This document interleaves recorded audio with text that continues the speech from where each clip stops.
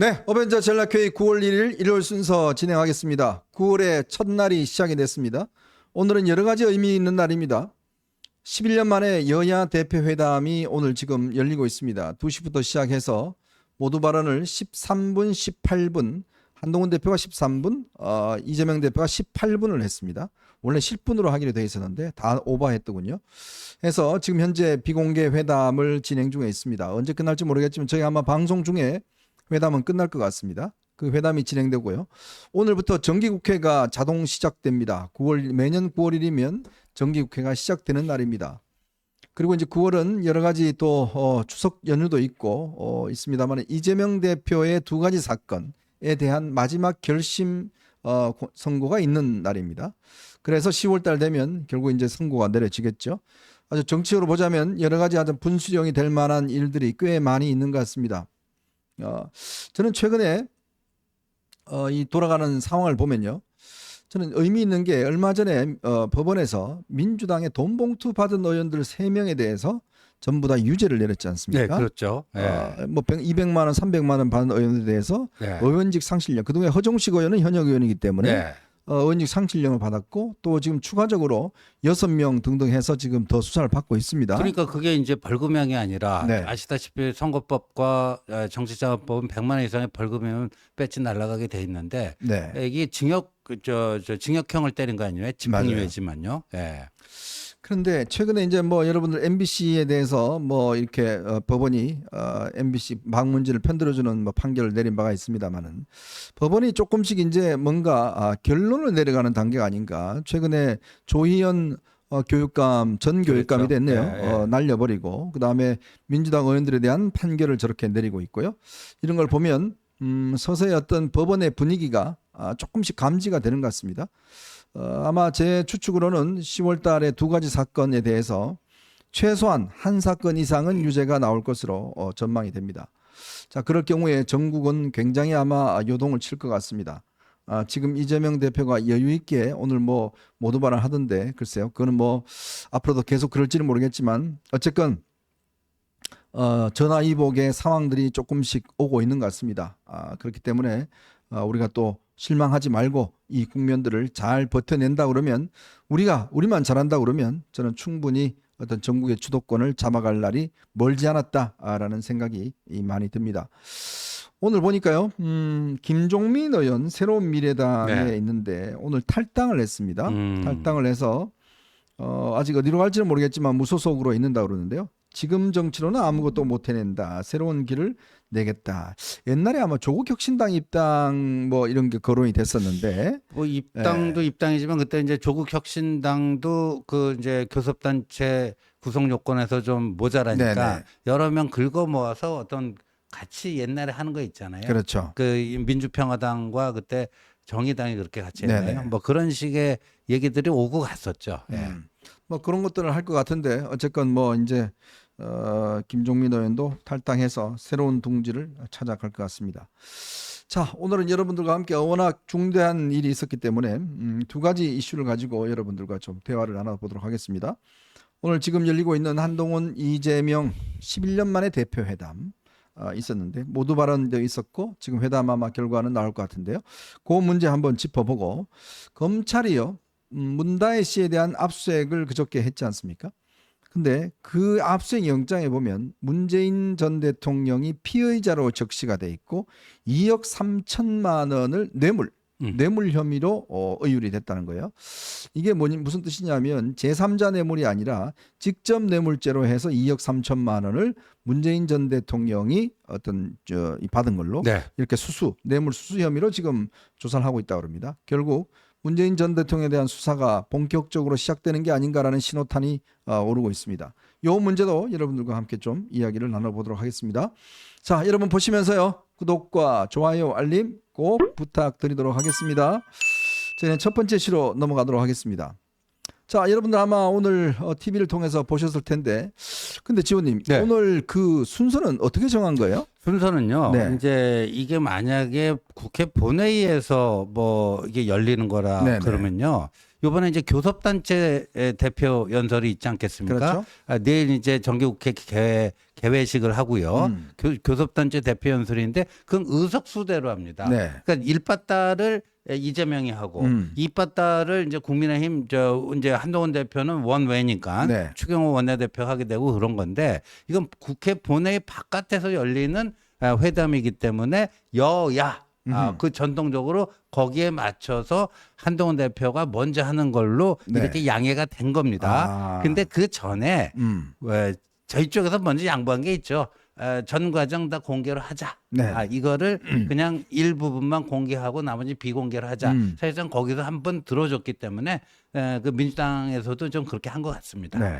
근데 이게 한동훈 대표도 제가 보니까 조금 길다 싶었는데 네. 이재명은 더 길어버렸어요. 그래서 저희들은 어제 그 뭐 오늘 그 대표회담 당연히 뭐 이제 준비 관련 회의를 했습니다. 근데 원래 7분이었잖아요. 네, 7분이었죠. 네, 그 7분으로 정한 게 4월 29일 용산 회당에서 이재명 대표가 기습적으로 이 꺼내주는 안에서 거. 10장 꺼내갖고 쫙 15분을 읽고 네. 대통령부터 시작하고 대통령실 참모들은 벙 쪄갖고 쳐다보기만 했던 그런 게 재연돼서는 안 되겠다. 그거 아니었겠습니까? 예, 그래서 딱 그것도 7분이면 7분 딱 정하자. 그렇게 했는데 어제 그래갖고 그 7분을 기준으로 해갖고 대책회의를 다 끝냈는데 어제 네. 그 끝나고 나서 또 저녁 무렵에 민주당 이해식 실장으로부터 연락이 온 것 같아. 7분이 좀 짧은 것 같다. 먼저 그쪽에서 했군요. 네, 그 10분으로 늘리자. 왜냐하면 4월 29일 용산 회동에서도 그게 15분이지 않았습니까? 아하. 그러니까 그때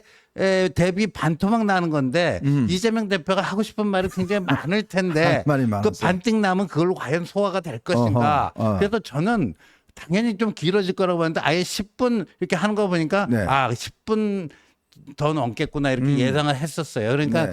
한동훈 대표도 뭐 그런 거를 좀 읽었고요. 그래서 뭐 근데 이거 가지고 뭐 이제 딱 그 선거 토론도 아니고 선거 토론 딱 종치잖아요. 마이크 꺼버리죠. 예, 마이크 꺼버리는데 그건 아니니까요. 예. 네. 정청래가 10분 참 좋아하는데. 예. 10분 나가 있어. 하는 거 좋아하는데. 예. 뭐 정청래 같으면 이재명 대표 마이크 껐을 것 같은데. 자, 어쨌든 뭐 두 사람의 그 내용들을 보면 한동훈 대표는 아무래도 이제 시작을 그렇게 이야기했습니다. 민주당은 새로운 민주당, 다시 뛰는 대한민국이라고 했고, 우리는 차이를 좁히고 또 기회는 넓히자. 그러니까 서로 좀 옛날에 어떤 문법을 따지면 좀 바뀌었다. 그렇죠. 그러니까 이게 지금 진보는 이제 보수 쪽의 어떤 성장 어떤 이슈를 잡아가고, 또 반면에 보수는 이제 격차 해소. 뭐 이런 것들로 이제 좀 넓혀가고 서로 간에 어떤 면에서 보면 좀 영역을 확대하기 위한 걸로 돼 있다 이렇게 이야기를 하면서 특히 이제 한 대표가 강조한 것은 이제 격차 해소 문제 이런 문제에 대해서 이제 굉장히 강조를 한 것 같습니다. 이번에 그 모두 발언 어떤 관점에서 좀 이렇게 준비를 했나요? 모두 발언은요 사실상 이제 그 본 회담이 비공개가 되지 않습니까? 네. 지금 90분이라고 하는데 그것도 이제 모두 발언이 다 두 분 다 오버했잖아요. 한동훈 대표 3분 오버했고 이재명 대표는 8분이나 오버했는데 이 90분 비공개 회담도요 길어질 것 같아요. 제가 모두 발언을 보면서 이거 90분이면 1시간 반 아닙니까? 네. 경우에 따라서는 2시간은 넘어갈 수도 있겠고 왠지 굉장히 하고 싶어하는 게 많더라고요. 양쪽 대표가 서로 그 공통되는 것도 있고 좀 다른 것도 있는데 네. 그런데 이게 게임은요. 모두 발언에서 누가 좀 더 국민들에게 좀 이렇게 설득력 있는 소구력 있는 그 얘기를 할지 그다음에 이 비공개 회동 끝나고 합의문이 어떤 합의문이 나올 것인지 네. 이게 굉장히 중요하지 않습니까? 그런 점에서 순서도 먼저 돌아오고 그랬으니까 한동훈 대표가 이 대표되고 나서는 가장 중요한 스피치를 오늘 한 게 아닌가 싶거든요. 핵심적이더라고요. 네, 그래서 굉장히 엑기스만 뽑았어요. 엑기스만 뽑았고 전체적인 구성도 이재명 대표 이게 기본적으로 저희들이 원하는 건요. 한동훈 대표도 모두번에서 나왔지만 정치 복원입니다. 정치 복원. 정치 복원. 이게 11년 만에 여야 대표 회동이라고 그러지 않습니까? 네네. 11년 동안 여야 대표가 제대로 된 회담조차 안 했다. 이게 정치 실종 아니겠습니까? 그렇죠. 그러니까 이번 회담의 의미를 정치 복원해 두는 거예요. 근데 네. 무엇을 위한 정치 복원인가? 민생을 위한 정치 복원이다. 그래서 정치 복원을 하자. 뭐 그런 거에 합의하는 건 쉽지 않습니까? 네. 구체적인 실천 방안이 있어야 되지 않겠습니까? 그걸 위해서 민생 관련해서는 여야 협의체를 설치해서 상설적으로 가동하자. 더군다나 비정쟁 법안, 비정쟁 법안 주로 민생 법안이 그렇게 되겠죠. 네네. 여기에 대해서는 민생 패스트 트랙, 민생 패트 여기에 태워갖고 신속 통과시키도록 하자. 네. 뭐 이런 것들이 이제 저희가 이번 회동을 통해서 이제 얻어내려고 하는 결론이었는데 오늘 보니까요 그 정도는 나올 것 같다는 게 이재명 대표도 비슷한 얘기를 했어요. 네. 지난번 그 대선 공약, 총선 공약 보면은 여야 간에 공통되는 게 굉장히 많다. 많다. 그거라도 뽑아가지고 일단 그렇게 아까 뭐 패스트 트랙 얘기하던데 신속 통과 뭐 처리하자. 그리고 뭐 제대로 된 정치를 복원하자. 이런 데서는 비슷하기 때문에 저는 오늘 뭐 빈손 회동으로 끝날 것 같지는 않은 느낌이 듭니다. 네. 그러니까 이제 뭐 보면 뭐 금투세라든지 뭐 이런 여러 가지 어떤 이 쟁점들이 좀 있는 것 같습니다. 근데 이제 아마 의료개혁 문제와 관련해서는 한동훈 대표가 물론 이게 이제 공식 의제는 아니지만 네. 언급하긴 했습니다. 네. 국민들의 어떤 어려움들 이런 것들을 살펴야 된다는 거. 근데 또 이재명 대표는 이걸 굉장히 아마 강조해서 이야기를 했던 것 같아요. 뭐 결국은 아마 그런 의도가 있지 않나 싶습니다. 뭐 지금 대통령실과 조금의 입장이 다르니까 그 좀 틈새를 좀 좁혀 보겠다는 뭐 넓혀 보겠다. 네. 아마 이런 의도에서 이 문제를 굉장히 아마 강조를 한 것 같은데. 네. 근데 이제 원래 원칙적으로는 사실은 이 의료개혁 문제에 관련해서는 지금 국회가 어떤 법이나 예산 관련된 게 아니기 때문에 네. 뭐 뺐다고 하지만 사실은 국회에서도 꽤 이 문제와 관련해서 할 일이 많지 않나요? 네, 국회에서도 할 일이 물론 있습니다. 있는데 뭐 살펴봤더니 여러 가지가 있습니다. 좀 며칠 전에 8월 29일자인가요? 조선일보가 일면 단독으로 낸 게 네. 정부에서 지금 응급의료 상황을 개선하기 위해서 3종 세트 지원책을 지금 준비 중에 있다. 하나는 그 응급실 의사 인력이 부족하지 않습니까? 네. 거기를 만약에 의사를 채용하게 될 경우에는 인건비를 지원해 주자. 두 번째는요. 지금 응급의료법을 보면요. 이게 그 응급 환자라고 왔는데 술 취해서 와갖고 네. 의사를 폭행하거나 뭐 네. 협박하거나 뭐 이럴 경우에도 진료 거부를 못하게 돼 있습니다. 아, 그래요? 네, 진료 거부를 오. 하게 되면 그 과실이 오히려 의사에게 그 과실을 묻는 과실 책임을 묻는 무조건 그런 식의 그 의사는 진료를 맹점이 해야 있습니다. 되는군요. 오. 그다음에 이제 최근에 이제 응급실 뺑뺑이 상황이 있지 않습니까? 그래서 정부에서는요 언제까지 계속해서 뺑뺑이 돌 수 없으니까 강제 배정하는 방안도 이제 검토 중에 있습니다.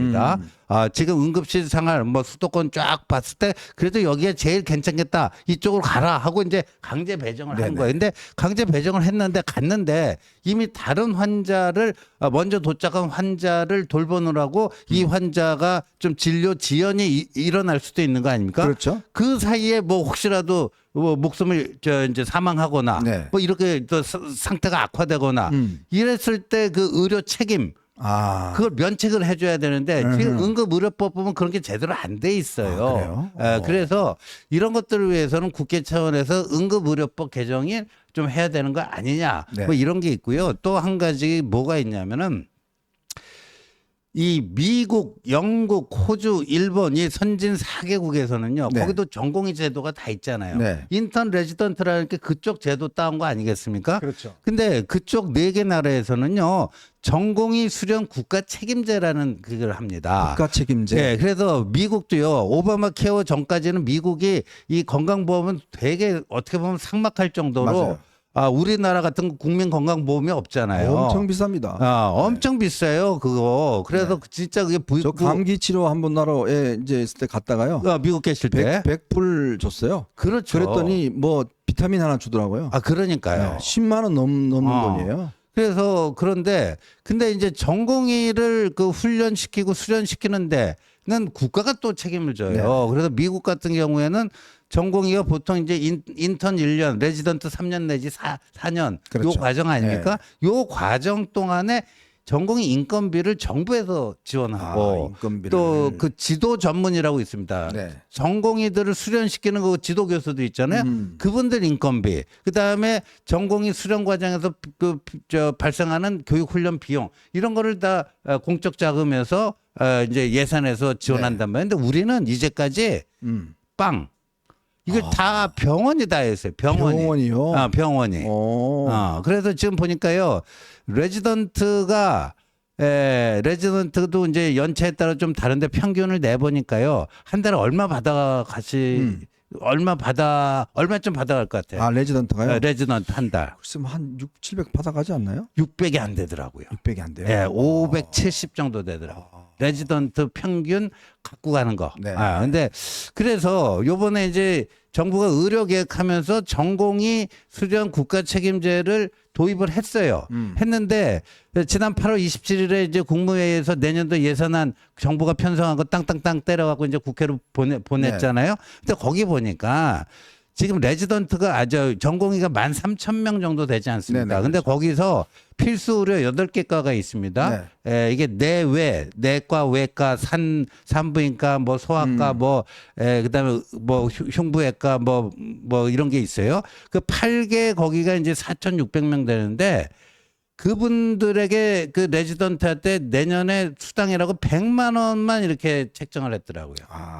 그러니까 570만 원 중에 100만 원. 그것도 안 주던 거 주니까 뭐 그런데 이게 전공의 수련 국가 책임제라고 하기에는 좀 조금 미흡하네요. 미흡하잖아요. 그래서 이런 예산을 좀 뭐 높이는 문제라든가 그건 국회에서 좀 할 일들이 있긴 있습니다. 근데 이게 지금 어떻게 되냐면 이거는 아무래도 정부하고 일단 좀 어느 정도 상의가 돼야 될 문제이기 때문에 그런 거는 이제 향후 과제로 남겨두더라도 오늘 그냥 이재명 대표하고 덜컥 합의할 문제는 좀 아니다. 네. 뭐 이렇게 보여집니다. 우리 지원님 공부 많이 하셨네. 보니까. 이게 많이 해야 됩니다. 그러니까 아니 저는 그런 느낌이 들어요. 이런 거를 사실은 이미 진작에 예를 들어서 지금 수가 인상이나 이런 것들은 사실은 의료개혁의 전 단계부터 깔아놔놓고 쭉 제도를 어떠면서 개선을 해놔놓고 그 다음에 예를 들어서 순서를 이제 증원 문제를 이야기했더라면 참 전공의들 입장에서도 거부하기가 꽤 어렵지 않을까. 근데 이제 이래 해놔놓고 이제 와서 뭐 수당 인상해준다 뭐 이러니까 참 이게 일 순서라는 게 우리가 왜냐면 일이요. 여러분 아마 일 해보시면 알겠지만 정말 그 숙달된 사람은요. 아주 처음부터 차곡차곡 일을 이렇게 해나가요. 근데 이 초보가 오면 나중에 해야 될 거를 먼저 해놓으면 나중에 되면 다시 다 뜯어갖고 새로 그렇죠. 바로 그런 일이 벌어져요. 그리고 또 전공의법이라는 게 있어요. 근데 거기 보면은 저도 참 요번에 보고 이게 전공의들 저기 근무 시간 있잖아요. 주 80시간. 근데 주 80시간. 근데 플러스 교육 훈련 목적에 쓰는 플러스 8시간을 또 할 수 있으니까 주 88시간이에요. 그러면 천장님 따져보세요. 그 월화수목금토일 7일 동안 하루도 휴일 없이 하루에 몇 시간을 해야 된다는 거 88시간이면 12시간 정도 해야 된다는 거 아닙니까? 근데 그거는 이제 근무 시간이고 왜 또 전공의들은 또 논문 쓴다고 또 따로 해야 글쎄. 근데 이게 실제 그것도 법 자체가 80시간까지 그러니까 최대 88시간까지는 허용이 되는 거예요. 이게 너무하잖아요. 그 예를 들면 그런 것도 좀 줄인다든가 뭐 이런 것들이 먼저 좀 선행됐으면 좋았겠다 하는 아쉬움이 많이 남는 거죠. 네, 정말 이게 여러분들 뭐 아시겠지만 일이란 게 참 잘하는 분들은요 보면 아주 그냥 딱딱딱 처음부터 이렇게 착착착 쌓아갖고 이렇게 나중에 문제 없게끔 하는데 못하는 사람은 나중에 다 해놓고 보면 뭐 하나 안 넣었어요. 그럼 다 뜯어서 다시 공사를 해야 돼요. 그게 초보와 전문가의 정말 다른 점입니다. 이제 그런 점들이고 저는 특히 오늘 이제 이재명 대표가 이제 이 모두 발언을 하면서 참 길게도 하던데 그 중에서 뭐 다른 거 뭐 해병대 특견법 뭐 등등 뭐 전 국민 민생 회복을 위해서 뭐 돈 뿌려야 된다 뭐 등등 이야기를 했지만 제일 제가 이 참 황당했던 거는 두 가지입니다. 바로 이 독도하고 교과서 문제 뭐 이거를 이야기를 하면서 독도 영토를 부정하는 행위를 지금 정부가 하고 있다. 주권을 부정하는 행위를 하고 있다. 이렇게 지금 주장을 하더라고요. 그래서 제 귀가 좀 잘못 들었나 제가 방송하면서 이건 뭔 소리지?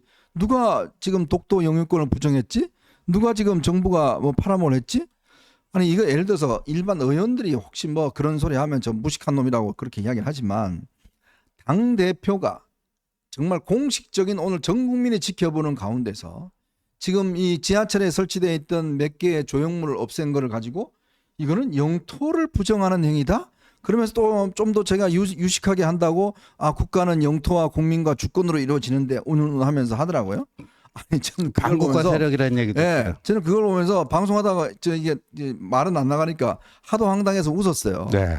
아니 아무리 그렇지만 당 대표가 어떻게 공개적으로 지금 정부가 그 누구가 지금 이 독도를 부정할 수 있습니까? 네. 예? 그렇죠. 예. 그래서요. 여러분들 요거 독도 그 지금 최근에 그 민주당에서 문제 삼는 거 관련해 갖군요. 지난주 토요일에 조선일보 강천석 칼럼은 꼭 저 일독하시기를 권합니다. 네네. 이게 제가 이제 일본에서 유학한 뭐 가칭 네, 뭐죠? 토착외고잖아요. 토착외고 아니야 조종내식 몰라면. 근데 일본이 영토 분쟁하는 곳이 세 곳이 있습니다. 세 곳 있죠. 그 저기 그 홋카이도 옆에 북방열도라고 네, 하는 데가 북방열도가 있어요. 그러니까 이게 러일 전쟁에서 이겼잖아요. 네. 1905년에. 네. 그래갖고 사할리는 일본이 먹습니다. 먹죠. 근데 나중에 일본이 패망하면서 사할리는 다시 내주거든요. 2차 대전 패하면서요? 근데 거기 이제 네 개의 섬도 같이 러시아에 뺏겨버리는 뺏겨버렸죠. 거예요. 예, 또 소련이죠 그때는. 그러니까 그건 이제 대체적 와야 된다. 뭐 요게 있고요. 다음이 이제 중국하고의 그 관계에 있는 센카쿠 열도 있잖아요. 센카쿠. 중국 명은 이제 조도고. 그다음에 이제 독도예요. 일본은 다케시마고. 근데 일본 사람들의 거기에 대한 우선순위는요. 네. 북방 열도 1번. 네, 그거는 뭐 푸틴이 옛날에 뭐 2개 준니 많이 뭐 예, 했었죠, 2개 그죠? 준해 만에 그랬어요. 네. 그래갖고 뭐 경제 협력 뭐 어. 자금 쫙 뿌려갖고 돈으로 거의 다시 사들이는 뭐 이런 식의 것까지 하다가 잘 안 됐는데 우선순위가 그 북방 열도가 1번이고 센카쿠 열도가 2번이고 네. 독도는 3번이에요. 네. 3번인데 이게요 정말 뭐가 있냐면 원래 일본 사람들은요 제가 유학할 때만 해도 독도 일본명으로 다케시마 아니에요? 아는 사람 자체가요 10명 중에요 한 2~3명이었어요. 어허. 10명 중에 많지가 않았어요. 근데 이게 그러니까 일본 사람들한테 이거 설문조사 해보면요. 다케시마라는 섬이 어디에 있느냐 몰라요. 한 20~30%뿐이 몰라요. 근데 이게 노무현 정부 때요. 이 독도 문제를 확 그 핫 이슈로 끌어올리면서 한일 갈등에 그 핵이 됐잖아요. 맞아요. 그러면서 일본 사람들이 타케시마라는 걸 다 알게 된 거예요. 맞아요. 근데 일본서도요, 이 북방열도, 센카쿠 열도, 독도 있잖아요. 일본서도 관리 실패했다고 하는 사례가 이 센카쿠 열도인데요. 네. 그게 지금은 일본이 점유하고 있잖아요. 네네. 그 독도를 우리가 실효적으로 지배하고 있는 것처럼 일본도 센카쿠 열도를 실효적으로 지배하고 있단 말이에요. 근데 일본 민주당 정권이 있어요. 요게 이제 2009년인가 10년에 등장했다. 하토야마 정권. 하토야마 집권. 그러니까 일본 내 좀 약간 진보파라고 하는 그런 사람들이 했는데 그때 완전히 뻑수를 돕니다. 네. 완전히 뻑수를 돕는데 뭐냐면 그 센카쿠 열도가 개인 소유였거든요. 네. 그거를 정부가 예산으로 사들여고 국유화를 해버린 거예요. 이건 우리 땅이다. 그러니까 이것도 일본 개인 어떤 일본인 개인 소유로 둘 게 아니라 국가 소유로 해야 된다. 그럴 듯해요. 네네. 그래 그걸 국유화를 해버렸어요.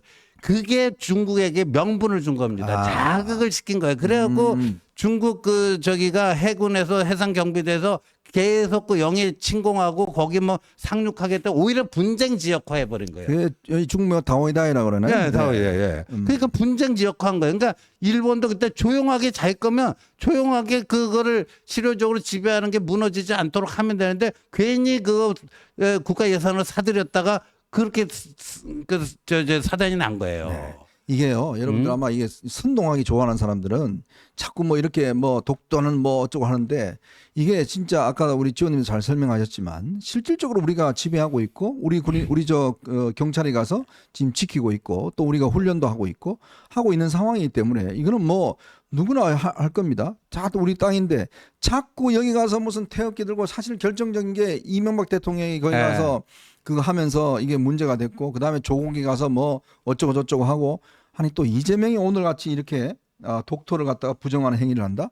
아니 그래서 저는 제1야당 대표가 이 정도까지 이야기할 정도면 최소한 장관급에서 누군가가 이런 문제에도 한마디라도 이야기했어야 될 거 아니에요. 그렇죠. 아무런 이야기도 하지 않습니다. 그런데 그럼요. 왜 이런 이야기를 하는지 저는 정말 이거는 국민적 선동이에요. 근데 이게요 또 먹혀 들어가는 사람이 있어요. 그러니까요. 이게요 어떤 면에서 좀 이렇게 시사에 관심이 없는 분들은 이런 이야기 막 듣잖아요.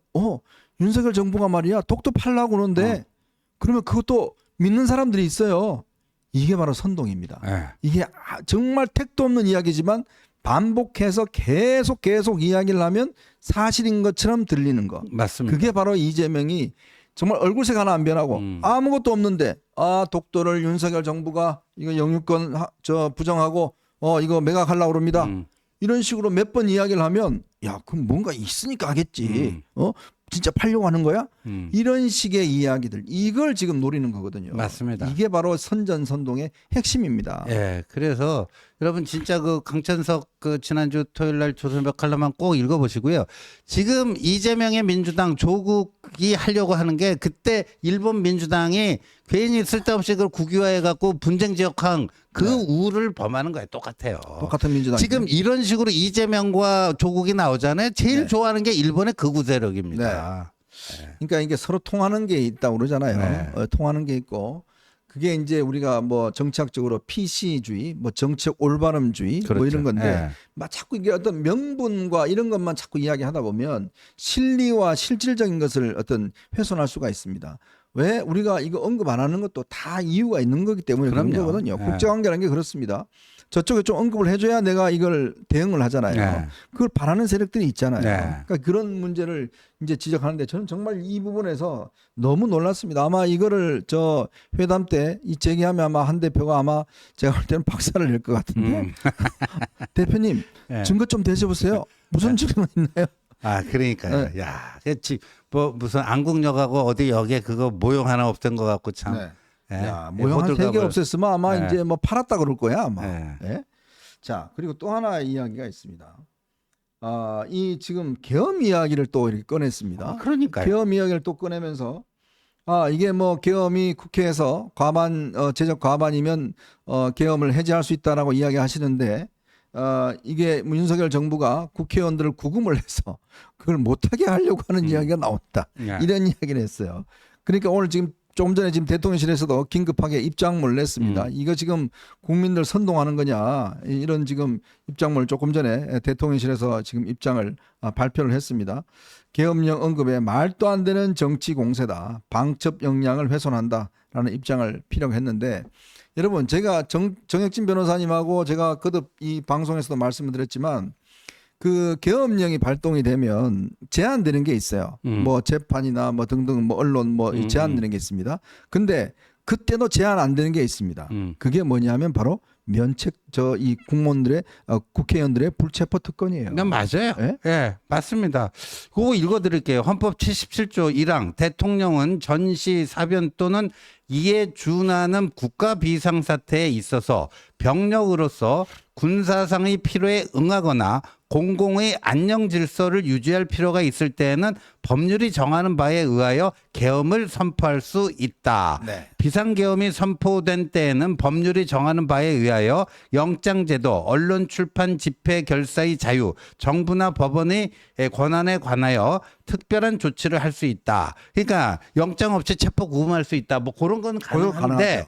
그때도 지금 방금 얘기했듯이 국회의원의 불체포 특권은 살아 있는 거예요.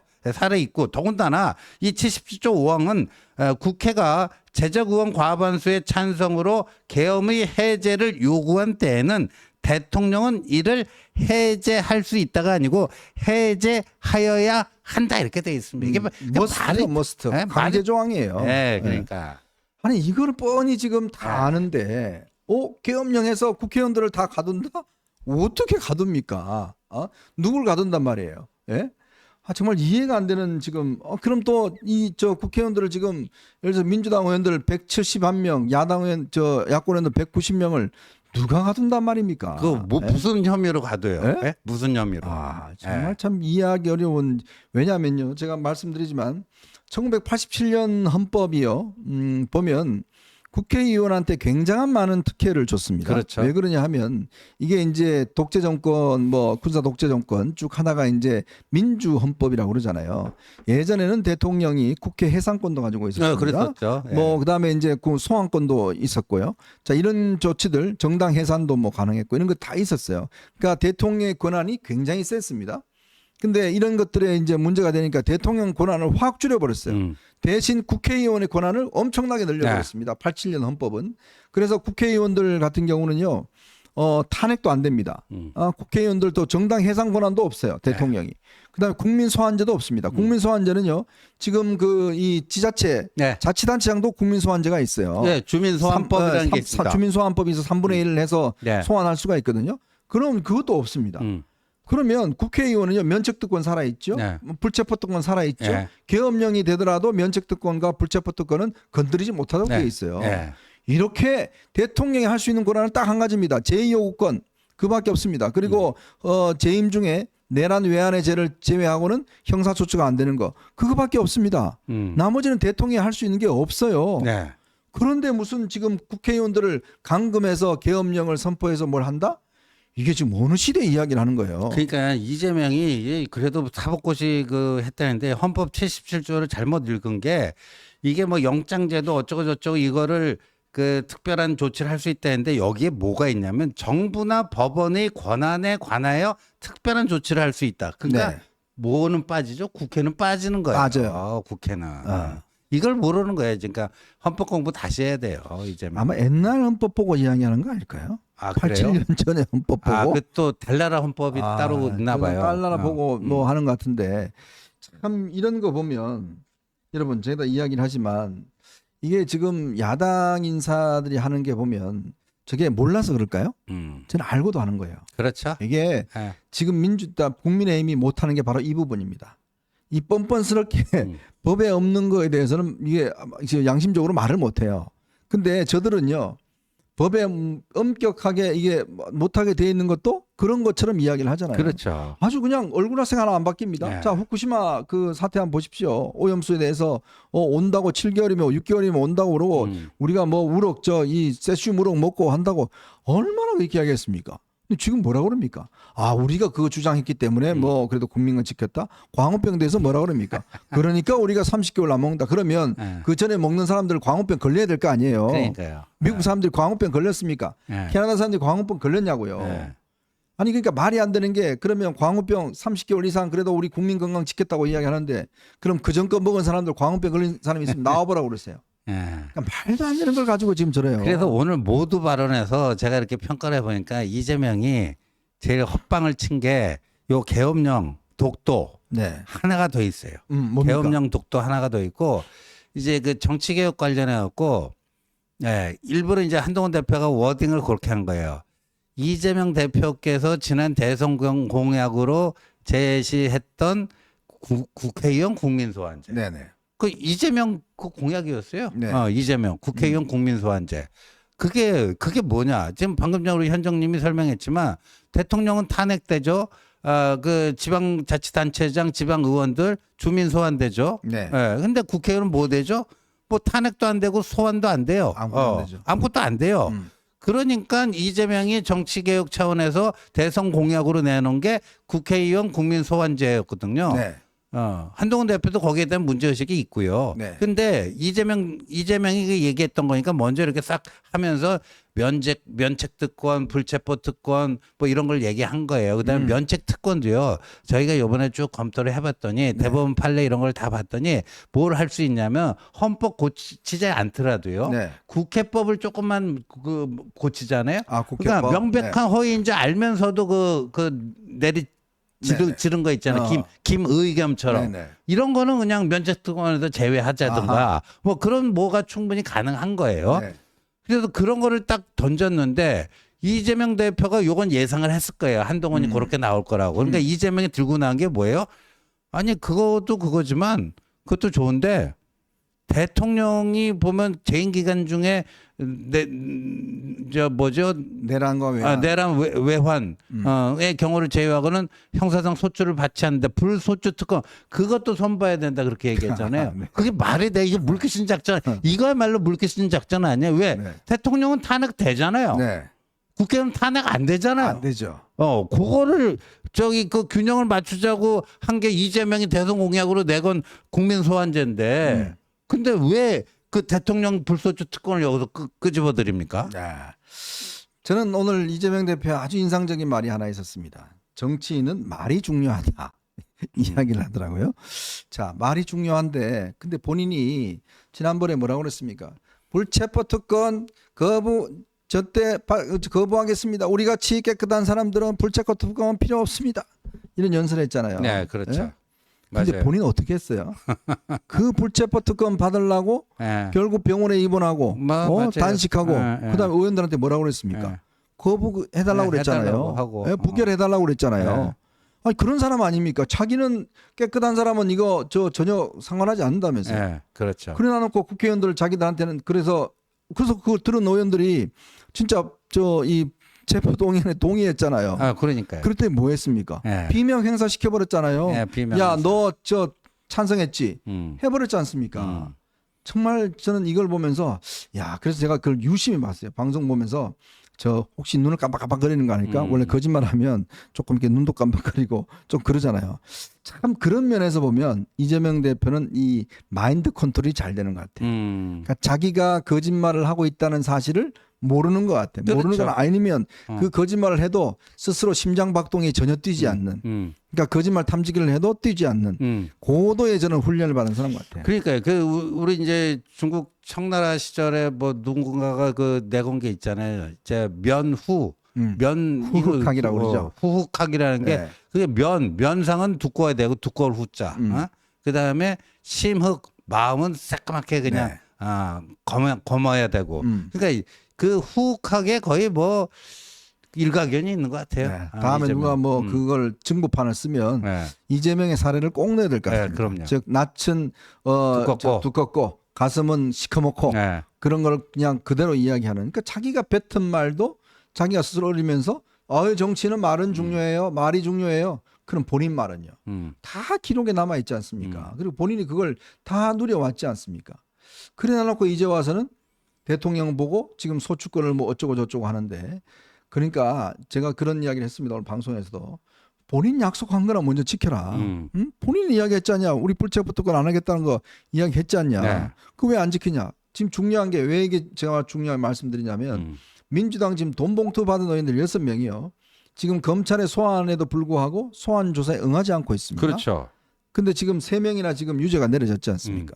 그러니까 이들이 지금 검찰에서 아마 재판에 넘겨버리면 네. 제가 볼 때는 배지 날아갑니다. 그렇죠. 네? 배지 날아가죠. 200만 원, 300만 원 받은 가지고 배지가 날아가요. 네. 그만큼 이게 중대한 사건인 겁니다. 네. 처음에는 뭐 별거 아닌 것처럼 이야기했지만 자 그렇기 때문에 저는 민주당이 정치개혁 정말 저는 말할 자격도 없다고 생각되지만 본인이 이야기한 대로 저는 지켜야 된다. 그럼요. 이런 이야기를 드리겠습니다. 예. 그리고 감독님 혹시라도 대표회담 종료됐다라고 하는 속보가 뜨면 바로 좀 올려주시고요. 아직은 종료가 안 아직까지 된 거죠? 종료된 게 없으니까 1시간 반 지금 한 2시 한 40분부터나 시작했죠. 30분 좀 지나서 그래서 33분 정도 아마 끝나고 2시 35분부터는 회담이 2시 시작된 40분부터 아마 된것 같아요. 됐는데 지금 보니까 이미 뭐 90분은 훌쩍 지나갔죠. 네. 90분은 훌쩍 지나갔고요.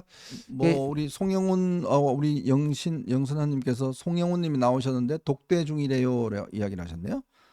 지금 독대 중이라고 하나요. 그러니까 아마도 이제 2명 정책위 의장과 수석 대변인 네. 두 사람이 배석을 하기로 해서 3+3 3+3 회담이다 하는데 만약에 저게 맞다면 지금 마무리 아마 한 뭐 중요하게 한 10분 20분 정도 더 아마 독대하면 그러면 한 5시쯤 되면 끝이 나겠네. 그죠? 예. 그리고 뭐 이재명 대표가 개인적으로 한동훈 대표한테 꼭 속닥 좀 이렇게 은근히 은밀하게 좀 얘기하고 싶은 것도 있을 수 있어요. 네, 아주 참 우리보다 어떻게 또 구독자분들이 더 빨리 아시는지 모르겠습니다. 네. 네, 아마 현장에 우리 또 좀 중계하시는 우리 유튜버 하시는 분들도 계시니까. 맞아요. 그런데 네. 이게 여러분들 이게 길어진다는 거는요. 음, 합의문이 나온다는 얘기예요. 나온다는 이야기죠. 예, 합의문이 나온다는 얘기입니다. 길어진다는 거는 뭔가를 잘 맞춰야 되지 않겠습니까?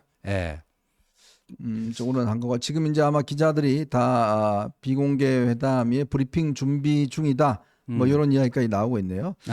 그러면 이제 서로 간에 어떤 문구, 언론 예. 발표문 정도를 아마 이제 정리를 할 것 같습니다. 그 만약에요 합의문이 만들어지면은 양당 배석했던 양당 수석 대변인 두 사람이 공동 발표했죠. 브리핑을 하기로 했습니다. 지금 우리 전 곽규택 네, 곽규택. 저쪽은 조승래인가요? 네, 조승래. 네네. 예, 곽규택, 조승래 두 수석 대변인이 공동 브리핑. 이것도 네. 각각 하게 되면 서로 딴 말 할 수 맞아요. 있잖아요. 딴 네. 말 할 수 있기 때문에 공동 브리핑을 하자. 그러니까 아까 거기 했던 데 있잖아요.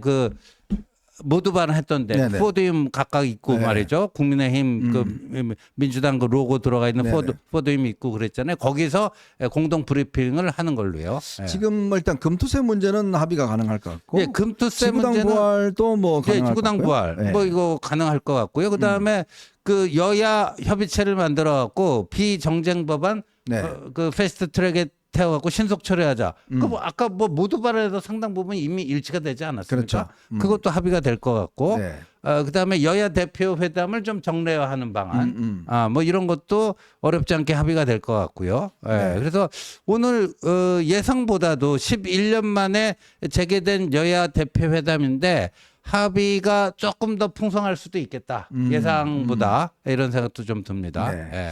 어쨌건 지금 회담이 이제 아마 4시 반 20분 정도에 아마 이제 종료가 된 것 같고 예, 대표끼리 일단 만나는 것 같고요. 예. 그다음에 이제 아마 배석자들은 이제 합의문 작성 뭐 그런 어떤 준비를 하는 것 같습니다. 보통 보면 이제 이게 형식이 있습니다. 그러니까 뭐 공동 합의문 아니면 언론 발표문 네, 뭐 그게 다 있습니다. 수준이 달라요. 예, 있습니다. 그러니까 합의했다는 거는 진짜 양측에서 뭔가 어떤 강제성을 띠는 거고 언론 발표문이라는 거는 나는 이렇게 이야기했고 너는 이렇게 이야기했고 뭐 그런 거를 조합해서 정리해서 발표하는 거를 이제 우리가 보통 언론 발표문이라고 네. 하고 합의문이 낸다는 거는 상당히 그런 거에서 이제 합의가 이루어졌다라는 측면에 있을 겁니다. 저는 어떤 한동훈 대표가 이제 한 달 됐잖아요. 네. 되면서 이제 처음으로 가지는 대표회담 이게 또 11년 만에 대표회담을 이뤄냈다는 것도 저는 대단한 정책 성과인 것 같아요. 그렇죠. 예. 이게 참 그동안 보면 여당 대표들이 전부 다 사실은 이제 대통령 눈치 보면서 안 한 거 아닙니까? 그렇죠. 솔직히 이야기해서. 예. 근데 일단 그걸 해냈잖아요. 네, 해내고 그러니까 여당 대표는 여당 대표로서의 어떤 그 독자적인 공간이 좀 있어야 됩니다. 네. 있어야 되고 그런데 물론 이제 대통령과의 어떤 그 원활한 협력 관계 이건 또 필수고요. 참 어떻게 보면 어려운 자리에 여당 대표가 야당 대표는요 누구 눈치 볼 사람이 없잖아요. 근데 여당 대표는 이제 눈치를 볼 이게 있다 보니까 이렇게 되는 건데 그래서 오늘 뭐 이제 발표가 곧 나겠습니다만 이게 추석을 앞두고 있기 때문에 이재명 대표도요 뭔가 10월 본인의 형사사건 1심 선고를 앞두고 좀 이 민생을 돌보는 지도자 이미지를 좀 심고 싶은 게 있어요. 그렇겠네요. 예. 예. 근데 사실은 영수회담 대통령과의 회담을 통해서 뭔가 그런 걸 연출하려고 했는데 영수회담은 이제 물 건너갔잖아요. 어렵게 됐죠. 예. 어렵게 됐잖아요, 사실상. 그러니까 이거 말고는 없는 거예요, 기회가. 그래서 오히려 영수회담이 이게 잘 안 된 게 오히려 이 대표회담의 결실을 좀 풍성하게 해주는 그런 효과도 있습니다. 그러니까 이재명 대표는 추석을 앞두고 자신이 민생에 대해서도 이렇게 유연하게 열려 있고 전향적일 수 있는 그런 지도자다. 이걸 좀 부각시키고 싶어하는 것 같아요. 근데 저는 이제 솔직하게 대통령이 영수회담을 하지 않겠다는 것도 저는 좀 저는 좀 동의할 수 없는 게 왜냐하면 지금 연금개혁 같은 경우는요. 이거 국회 법 통과 안 시키면 맞습니다. 사실 안 되는 문제예요. 지금 모든 개혁안이라는 게 결국 법을 통과시켜야 되는데 근데 지금 어차피 이재명이 지금 다 갖고 있지 않습니까? 그러면 정말 대통령이 야당 대표에게 정말 예를 들어서 뭐 억지로라도 정말 이렇게 통과시키자라고 자주 만나고 그냥 상대방이 거부할 때까지도 네. 만나고 하는 게 저는 대통령의 일이라고 보는데. 아, 그럼요.